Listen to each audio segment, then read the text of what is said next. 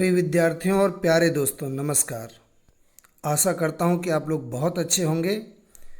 तो चलिए आइए शुरू करते हैं। मैं हूँ शैलेंद्र, ज्ञान मंजरी में आपका स्वागत है। हम लोग पाठ पढ़ रहे थे काले मेघा पानी दे। तो चलिए बिना किसी देरी के शुरू करते हैं।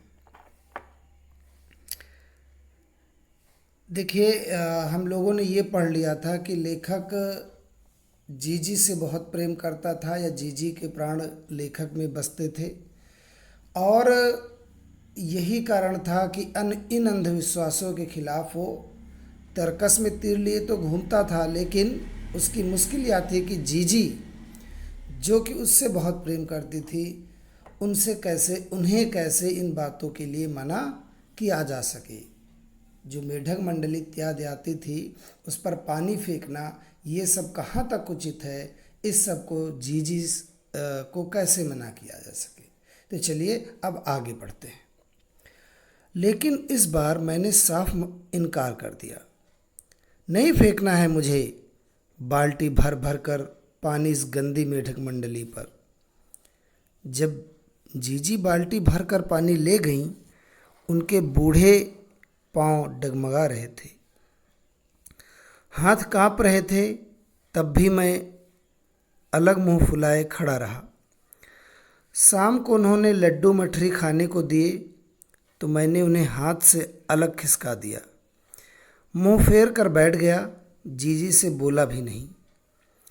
पहले वे भी तमतमाईं, लेकिन ज़्यादा देर तक उनसे गुस्सा नहीं रहा गया।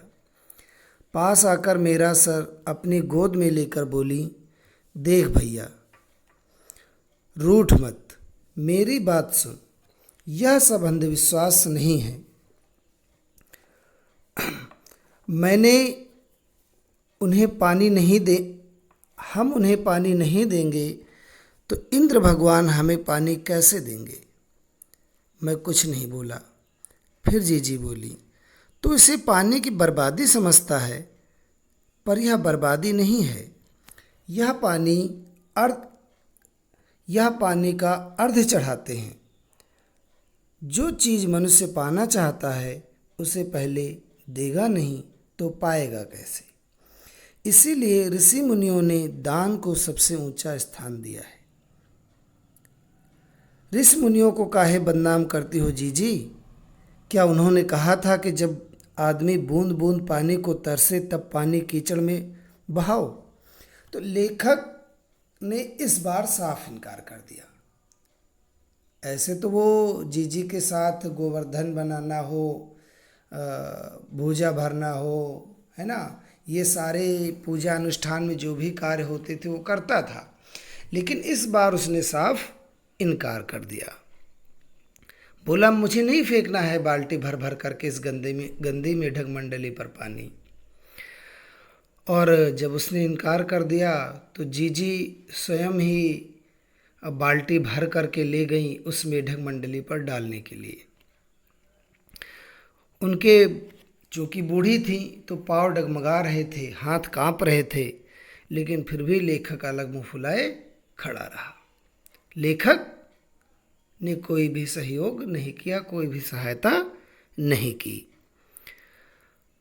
शाम को जब जीजी ने लड्डू मठरी खाने को दिया तब भी लेखक ने नहीं खाया, उनको अलग सरका दिया और मुंह फुलाए बैठा रहा। पहले तो जीजी तमतमाई, गुस्सा हुई, लेकिन ज़्यादा देर गुस्सा नहीं रह सकी और उन्होंने लेखक को पास बुलाकर अपनी गोद में लेकर के बोली कि देख भैया, ये सब अंधविश्वास नहीं है। क्यों नहीं अंधविश्वास? क्योंकि अगर हम इंद्र भगवान को पानी नहीं देंगे तो पानी कैसे बरसाएंगे। ये तर्क है जीजी का। और अगर किसी चीज़ को हमें पाना है तो हमें उसका अर्थ जो है पहले देना पड़ेगा। तो ये जो पानी फेंका जा रहा है यह भी एक अर्ध चढ़ाया जाना है ना। किसी चीज़ को पाने के लिए उसे देना है पहले। तो यह पानी का अर्ध चढ़ाना है जो चीज मनुष्य पाना चाहता है उसे पहले देता है। इसीलिए ऋषि मुनियों ने भी दान को सबसे ऊंचा स्थान दिया है। ये बात जब जीजी ने कही तो लेखक ने इसका जवाब ये दिया कि ऋषि मुनियों को काहे बदनाम करती हो जीजी? क्या उन्होंने कहा था कि जब गर्मी में आदमी बूंद बूंद पानी को तरसे तब ऐसे पानी कीचड़ में फेंक दिया जाए? क्या ये उचित है? तो देखिए जीजी इसका क्या जवाब देती हैं नहीं। कुछ देर चुप रही जीजी, फिर मठरी मेरे मुंह में डालती हुई बोली, देख, बिना त्याग के दान नहीं होता।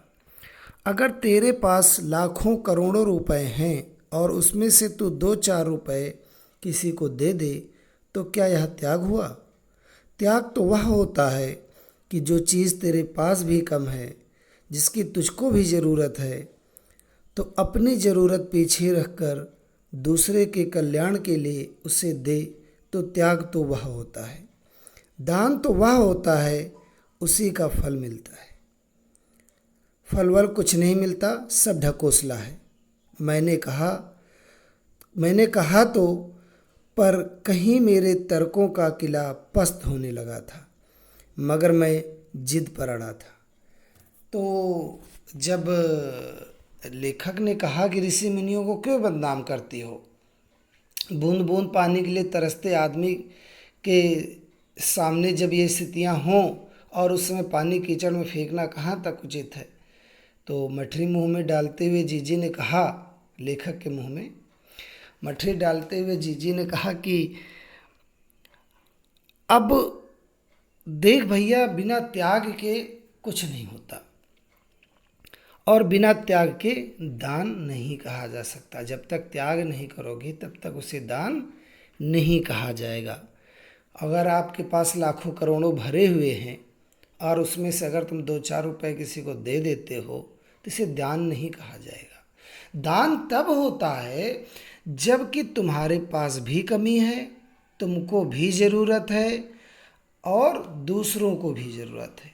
अपनी ज़रूरतें पीछे रख करके जब तुम दूसरों की ज़रूरत के लिए किसी चीज़ का त्याग करते हो, दूसरों के कल्याण के लिए जब त्याग करते हो तो उसे ही दान कहा जाता है।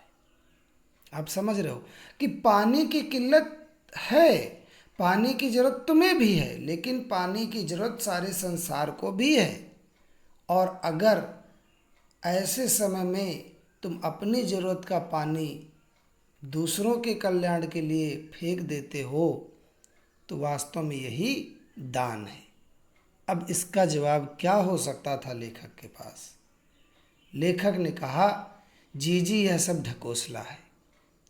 कह तो दिया, लेकिन उसके तर्कों का किला पस्त होता नजर आया। किला पस्त होना मुहावरा है। कहने का मतलब है कि उसकी नींव हिल गई। वो जिन तर्कों पर बहस कर रहा था उसके पास शायद कोई जवाब नहीं बचा था। फिर जीजी बोली, देख, तू तो अभी से पढ़ लिख गया है, मैंने तो गांव के मदरसे का मुंह भी नहीं देखा, पर एक बात देखी है कि अगर 30-40 मन गेहूँ उगाना है तो किसान 5-6 सेर अच्छा गेहूँ अपने पास से लेकर जमीन में क्यारियाँ बनाकर फेंक देता है। उसे बुआई कहते हैं। यह जो सूखे में हम अपने घर का पानी इन पर फेंकते हैं वह भी बुआई है। वह पानी गली में बोएंगे तो सारे शहर, कस्बा, गांव पर पानी वाले बादलों की फसल आ जाएगी। हम बीज बनाकर पानी देते हैं, फिर काले मेघा से पानी मांगते हैं। जब ऋषि मुनि कह गए हैं कि पहले खुद दो तब देवता तुम्हें 4 गुना 8 गुना करके लौटाएंगे, भैया यह तो हर आदमी का आचरण है जिससे सबका आचरण बनता है। यथा राजा तथा प्रजा। सिर्फ यही सच नहीं है, सच यह भी है कि यथा प्रजा तथा राजा। यहाँ तो गांधी जी महाराज कहते हैं, यही तो गांधी महाराज कहते हैं। जीजी का एक लड़का राष्ट्रीय आंदोलन में पुलिस की लाठी खा चुका था। तब से जीजी गांधी महाराज की बात अक्सर करने लगी थी। तो जब लेखक ने कहा यह सब ढकोसला है, फलवल कुछ नहीं मिलता, तो जीजी ने कहा कि देख भैया, तू तो अभी से पढ़ लिख गया है और मैंने मदरसे का मुंह भी नहीं देखा, लेकिन एक बात देखी है। क्या देखी है? कि जब किसान को गेहूं की फसल लेनी होती है तो वो 5-6 सेर अच्छा गेहूं क्यारी बना करके खेत में फेंक देता है। भाई फसल पानी है तो गेहूं को बोना पड़ेगा, और ये जो फेंकना है, जो गेहूं को ज़मीन में फेंकना है, तब हमें क्या मिलता है? उस समय क्या मिलता है? हम एक तरीके से बुआई करते हैं, एक तरीके से दान करते हैं, एक तरीके से त्याग करते हैं, तभी तो हमें वो चीज़ लौट करके मिलती है, तभी तो हमें गेहूं की फसल मिलती है। और ठीक इसी प्रकार से जब हम गली में ये पानी फेंकेंगे तभी पानी की फसल आएगी और हमें पानी मिलेगा, बारिश होगी। और यह तो एक प्रकार का आचरण है ना। पानी का एक तरीके से हम बीज बोते हैं और तभी उसकी फसल आती है, और यह आचरण हम सीखते हैं और हमसे दूसरे भी सीखते हैं, और अपने अपने आचरण करने की भी बात है। यथा राजा तथा प्रजा, सिर्फ यही सच नहीं है, सच यह भी है कि यथा प्रजा तथा राजा, यानी कि जैसा राजा है उसकी प्रजा भी वैसी ही होगी। यथा राजा तथा प्रजा। और यही एक सच नहीं है, सच यह भी है कि यथा प्रजा तथा राजा, जैसी प्रजा होगी वैसा ही राजा भी होगा। क्या मतलब है इसका? देखिए, अगर हम यह कहें कि हम भारतवर्ष के निवासी हैं तो इससे पता चलता है कि हमारा आचरण कैसा होगा या फिर हम कैसे व्यक्ति होंगे, है ना। या अगर हम कहें कि अमेरिका का व्यक्ति या किसी समाज का व्यक्ति है तो समाज की किसी व्यक्ति की पहचान उस समाज से होती है कि व्यक्ति कैसा होगा। लेकिन यही सच नहीं है, सच यह भी है कि व्यक्तियों से समाज बना है। व्यक्ति कैसे हैं इससे उस समाज के बारे में भी पता चलता है। तो यथा राजा तथा प्रजा ही सच नहीं है, यथा प्रजा तथा राजा भी सच है। और यह बात गांधी महाराज भी कहते हैं। जीजी का एक बेटा राष्ट्रीय आंदोलन में पुलिस की लाठी खा चुका था, तब से वो गांधी जी को जानती हैं और गांधी महाराज की अक्सर बातें करती हैं। खैर, तो ये बातें सब जीजी ने कहीं, जीजी ने अपनी बातें रखी। अब लेखक के पास इसका क्या जवाब है? तो लेखक के पास इन बातों का कोई जवाब नहीं है। ये जो भी रहा हो, जो भी जवाब दिया हो, अब बात आगे की करते हैं। इन बातों को आज 50 से ज़्यादा बरस होने को आए, पर ज्यों की त्यों मन पर दर्ज हैं। कभी कभी कैसे कैसे संदर्भों में ये बातें मन को कचोट जाती हैं। हम आज देश के लिए करते क्या हैं? मांगें हर क्षेत्र में बड़ी बड़ी हैं, पर त्याग का कहीं नाम निशान नहीं है। अपना स्वार्थ आज एकमात्र लक्ष्य रह गया है। हम चटखारे लेकर इसके या उसके भ्रष्टाचार की बातें करते हैं, पर क्या कभी हमने जांचा है कि अपने स्तर पर, अपने दायरे में हम उसी भ्रष्टाचार के अंग तो नहीं बन रहे हैं? काले मेघा दल के दल उमड़ते हैं, पानी झमाझम बरसता है, पर गगरी फूटी की फूटी रह जाती है, बैल प्यासे के प्यासे रह जाते हैं। आखिर कब बदलेगी यह स्थिति? तो पाठ के अंतिम पैराग्राफ में, अंतिम अनुच्छेद में लेखक ने इस पूरे पाठ का निचोड़ रख दिया है ना।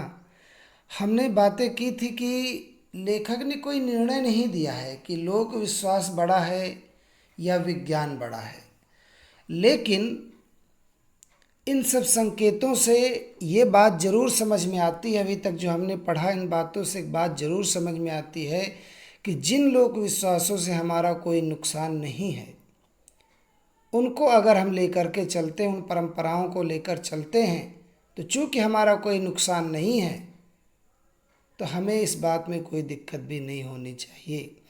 उन परंपराओं के, उन लोक विश्वासों के अपने कुछ मूल्य हो सकते हैं, और वो मूल्य हमें सांस्कृतिक रूप से खाली नहीं रहने देते, या फिर हमारे आचरणों को भी प्रभावित करते हैं, उस पर भी असर डालते हैं। यद्यपि विज्ञान का अपना महत्व है, और विज्ञान हमारी जो दृष्टि है वो वैज्ञानिक होनी चाहिए, हमें तर्क रखने चाहिए, हमें चीज़ों को तार्किक ढंग से सोचना चाहिए और उन्हीं पर अमल भी करना चाहिए। किंतु लोक विश्वासों की अपनी एक परंपरा है, और अगर वह नुकसानदेह नहीं है तो उन्हें भी हम लेकर के चल सकते हैं, क्योंकि उनमें भी कहीं न कहीं हमारे सामाजिक मूल्य, या कह लीजिए हमारे जीवन मूल्य भी निहित होते हैं। खैर, यह प्रश्न तो बाद का है। मुख्य बात यह है कि लेखक इन सब बातों को आज सोच रहा है, यानी 50 बरस हो गए इन बातों को। लेखक जब बड़ा हुआ और तब उसने यह लेख लिखा, और तब उसके दिमाग में ये बात आई, और उसके मन को ये बातें कचोट जाती हैं कि जीजी ने ये बात तब कही थी, और वह बात किन किन संदर्भों में मन को कचोट जाती है। क्या है आज जो है मांगे हर क्षेत्र में बड़ी बड़ी हैं, लेकिन हम देश के लिए करते क्या हैं? कुछ नहीं करते हैं, है ना। और हम इसके या उसके भ्रष्टाचार की बातें करते हैं। हम कहते हैं कोई भी चीज़ इसलिए सही नहीं होती क्योंकि भ्रष्टाचार व्याप्त है देश में, और वह भ्रष्टाचारी है, फला भ्रष्टाचारी है। हम सब के भ्रष्टाचार की बातें करते हैं, लेकिन एक बार नहीं ये सोचते कि कहीं हम भी तो उस भ्रष्टाचार के अंग नहीं हैं। और सच है कि हम लोग भी भ्रष्टाचार को किसी न किसी तरीके से बढ़ावा देते ही हैं, बल्कि भ्रष्टाचार में लिप्त भी रहते हैं। हमारे आचरण ही अगर भ्रष्ट हैं तो भ्रष्टाचार हुआ। और हम किसी को रिश्वत लेने के लिए बाध्य नहीं करते, या कहीं ना कहीं अगर देते भी हैं या उसका समर्थन भी करते हैं, तो हम भी भ्रष्टाचार के अंग हैं, हम भी भ्रष्टाचार में लिप्त हैं। और ये एक छोटे से उदाहरण है, रिश्वत इत्यादि की तो बात छोड़ दीजिए, हर क्षेत्र में भ्रष्टाचार है, और उसके विस्तार में नहीं जाना चाहते क्योंकि भी पाठ का हम जो कह लीजिए निष्कर्ष है उस पर पहुँचेंगे, बातें इसकी बाद में भी कर लेंगे। लेकिन बात यह है कि मांगे हर क्षेत्र में बड़ी बड़ी हैं, हम एक दूसरे के भ्रष्टाचार की बातें करते हैं, लेकिन भ्रष्टाचार में हम भी लिप्त हैं, ये चीज़ कम से कम हम नहीं देख पाते हैं। और हमारा स्वार्थ ही एकमात्र हमारा लक्ष्य रह गया है। अच्छा, हम एक दूसरे भ्रष्टाचार की बातें क्यों करते हैं? क्योंकि शायद उसमें हमें आनंद आता है, चटखारे ले करके हम एक दूसरे भ्रष्टाचार की बातें करते हैं, और स्वयं की ओर कभी भी दृष्टि नहीं डालते हैं, नज़र नहीं डालते हैं। काले मेघा दल के दल उमड़ते हैं, पानी झमाझम बरसता है, लेकिन गगरी फूटी की फूटी रह जाती है, बैल पियासे के पियासे रह जाते हैं, आखिर कब बदलेगी है स्थिति। आप समझ रहे हैं लेखक की सोच संकेत कर रहा है। योजनाएं बड़ी बड़ी सरकार बनाती है, सरकार बड़ी बड़ी योजनाएं बनाती है, ढेर सारा पैसा खर्च करती है, पैसा देती है, लेकिन क्या ये ज़रूरतमंद व्यक्ति तक पहुंच पाती हैं योजनाएं? क्या देश की गरीबी दूर हो पाती है? क्या देश का भ्रष्टाचार दूर हो पाता है? क्या देश की स्थिति बदल पाती है? आपका उत्तर होगा नहीं, है ना। इतनी बड़ी बड़ी योजनाएं बनती हैं, गरीबी हटाओ, है ना, और पता नहीं क्या क्या पंचवर्षीय कितनी योजनाएं बन गई, लेकिन आज भी देश का व्यक्ति गरीब है, मजदूर है, और उसकी स्थिति किसी प्रकार से नहीं बदली।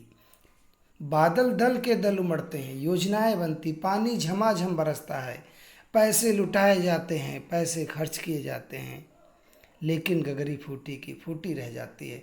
ज़रूरतमंद व्यक्ति की ज़रूरतें बनी रह जाती हैं, गरीब व्यक्ति गरीब ही बना रह जाता है। बैल प्यासे के प्यासे रह जाते हैं, आवश्यकताएं जहाँ की तहाँ रह जाती हैं। देश की गरीबी, बेरोजगारी कुछ भी दूर नहीं होती। आखिर कब बदलेगी स्थिति? लेखक इस प्रश्न पर पाठ समाप्त कर देता है। आपके सामने ये प्रश्न है कि आखिर कब बदलेगी स्थिति? आप लोग बताइएगा, आप लोग क्या सोचते हैं? क्या तरीका हो सकता है देश को बदलने का, है ना? स्थितियों को बदलने का क्या रास्ता हो सकता है?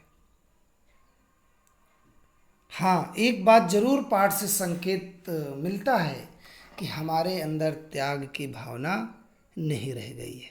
हमारे अंदर जो जीवन मूल्य था, त्याग का, आचरण में त्याग का जो मूल्य था, वो शायद गायब हो गया है।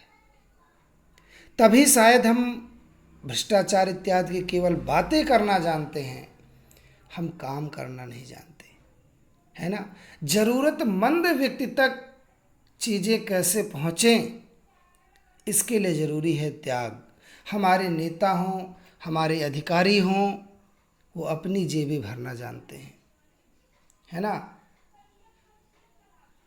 एक बार राजीव गांधी प्रधानमंत्री थे और उन्होंने कहा था कि जब 1 रुपये चलता है सरकार के पास से, तो वो आम आदमी तक पहुंचते पहुंचते 25 पैसे भी नहीं पहुंच पाता। और मुझे लगता है अब तो स्थिति और बदल गई, शायद 10 पैसे भी नहीं पहुंचता। और आप समझ सकते हैं कि फिर कितना भी पानी झमाझम बरसे, कितने भी बादल उमड़े, गगरी फूटी ही रहेगी, बैल प्यासे ही रहेंगे। तो देखिए, ये जो अंतिम पैराग्राफ है, ये इस पूरे पाठ का केंद्रीय भाव है। मैं काफ़ी बातें कर रहा हूँ और वास्तव में इसी पैराग्राफ पर ही, इसी अनुच्छेद पर ही पूरे पाठ की कह लीजिए मतलब कि पूरा पाठ ही इस अनुच्छेद पर निर्भर करता है। और परीक्षा की दृष्टि से भी ये अनुच्छेद, ये पैराग्राफ बहुत ही महत्वपूर्ण है। तो आप ध्यान से इस बात को सुनिए और सुन ही रहे होंगे। मैं ये कह रहा हूँ कि स्थिति कब बदलेगी, लेखक का भी ये प्रश्न है। योजनाएं बनती हैं, सारी चीज़ें होती हैं, तो मुख्य बात है कि हमारे अंदर त्याग का जो मूल्य था वो समाप्त हो गया है। तो खैर चलिए, आप लोग हमें बताइएगा कि आप क्या सोचते हैं। 2 प्रश्न हैं।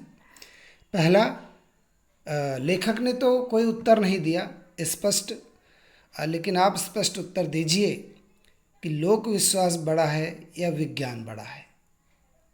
हमने चर्चा की है, उसके कारण भी बताइएगा कि आपको क्यों लगता है कि लोक विश्वास बड़ा है या विज्ञान बड़ा है। दूसरा, स्थिति में बदलाव कब हो सकता है। तो चलिए, धन्यवाद आप सभी को। मिलते हैं अगले अंक में।